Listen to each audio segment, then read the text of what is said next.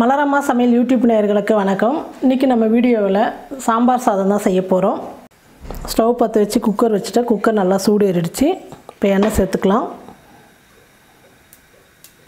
எண்ணெய் நல்லா காஞ்சிடுச்சு. பூண்டு கொஞ்சம் சேர்த்துக்கிறேன்.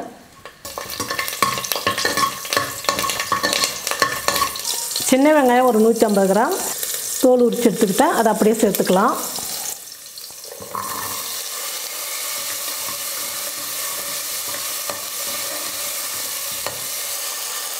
சின்னதாக 2 உருளைக்கிழங்கு எடுத்து தோல் சீவிட்டு இந்த மாதிரி சின்ன சின்ன பீஸாக கட் பண்ணிக்கிட்டேன். அதையும் சேர்த்துக்கிறேன்.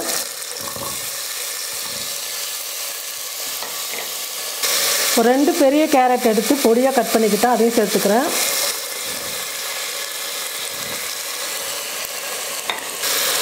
ஒரு 10 அவரைக்காய் இருக்கும், அது சின்ன சின்னதாக கட் பண்ணி எடுத்து வச்சுருக்கிறேன். அதையும் சேர்த்துக்கிறேன்.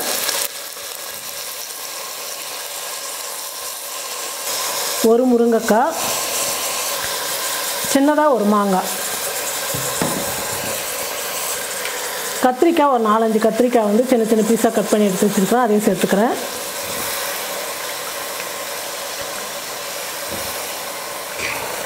நம்ம வீட்டில் எந்த காய் இருக்கோ அந்த காய் எல்லாமே சேர்த்து நம்ம சாம்பார் சாதம் செய்யலாம். பீன்ஸு சேர்த்துக்கலாம், காலிஃப்ளவர் சேர்த்துக்கலாம், பச்சை பட்டாணி எல்லாமே சேர்க்கலாம். எங்கள் வீட்டில் இருந்த காய் மட்டும் நான் சேர்த்துருக்குறேன். உருளைக்கிழங்கு, கேரட்டு, கத்திரிக்காய், முருங்கைக்காய், மாங்காய் இது எல்லாமே சேர்த்துருக்குறேன். நம்ம விருப்பம் தான், எத்தனை காய் வேணாலும் சேர்த்துக்கலாம். சாம்பார் சாதம் வந்து ரொம்ப நல்லாயிருக்கும். ஒரு 2-3 நிமிஷம் நல்லா வதக்கிக்கலாம் காயெல்லாம். ஒரு 2 பெரிய தக்காளி கட் பண்ணி வச்சுருக்கிறேன். அதையும் சேர்த்துக்கிறேன்.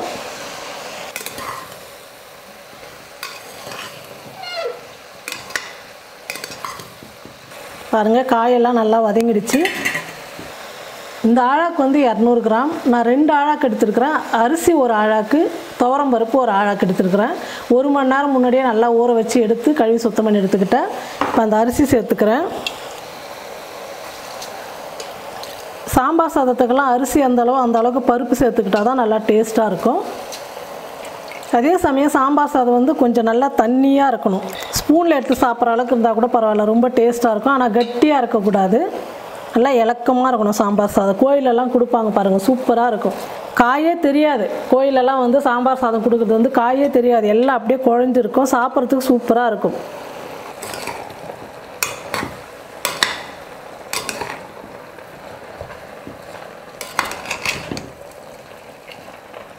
இப்போ இந்த சாம்பார் சாதத்துக்கு தேவையான அளவுக்கு சாம்பார் பொடியெல்லாம் சேர்த்துக்கலாம்.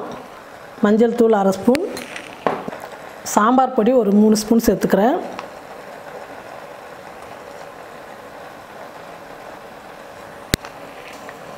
உப்பு தேவையான அளவுக்கு சேர்த்துக்கிறேன்.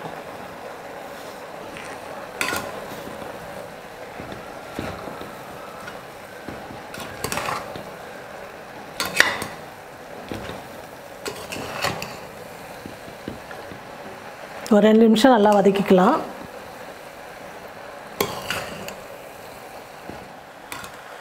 அரிசி பருப்பு 2 டம்ளர் எடுத்துருக்கிறேன். நான் வந்து 6 டம்ளர் தண்ணி சேர்க்க போகிறேன். 1 டம்ளருக்கு வந்து 3 டம்ளர் தண்ணி. அப்போ தான் வந்து சாதம் வந்து நல்லா குழஞ்சி சாப்பிட்றதுக்கு நல்லாயிருக்கும். இப்போ நம்ம தண்ணி அளந்து ஒரு பாத்திரத்தில் எடுத்துக்கலாம். நான் 2 தக்காளி சேர்த்துருக்குறேன். ஒரு மாங்காய் வந்து புளிப்பு மாங்காய், ஒரு மாங்காய் சேர்த்துருக்குறேன். அதனால் புளி வந்து சின்ன எலுமிச்சம்பழம் அளவுக்கு தான் எடுத்துருக்குறேன். இந்த அளவுக்கு இருந்தால் போதும். இப்போ இதை கரைச்சி வடிகட்டிக்கலாம்.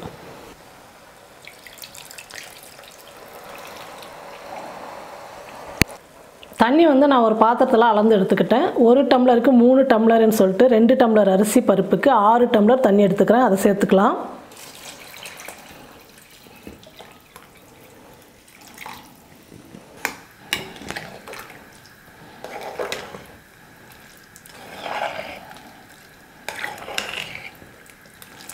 உப்பு மட்டும் செக் பண்ணிங்க கரெக்டாக இருக்கான்னு சொல்லிட்டு. பாருங்கள், எல்லா காய்கறியும் மசாலாலாம் போட்டு எல்லாம் நல்லா கலந்து விட்டுட்டேன். இப்போ குக்கர் மூடி போட்டு மூடிக்கலாம். ஒரு 4 விசில் வரட்டும். அப்போ தான் நல்லா பருப்பு சாதம்லாம் நல்லா குழஞ்சி வரும். 4 விசில் வரட்டும், ஸ்டவ் ஆஃப் பண்ணிக்கலாம். பாருங்கள், குக்கர் வெயிட் குறைஞ்சிடுச்சு. குக்கர் மூடி எடுத்துக்கலாம். குக்கர் மூடி எடுத்தோடனே பாருங்கள், சாம்பார் சாதோடைய மனம் வந்து அவ்வளோ சூப்பராக இருக்குது. நான் நினச்ச மாதிரியே நல்லா குழஞ்சி சூப்பராக வந்துருக்கு பாருங்கள்.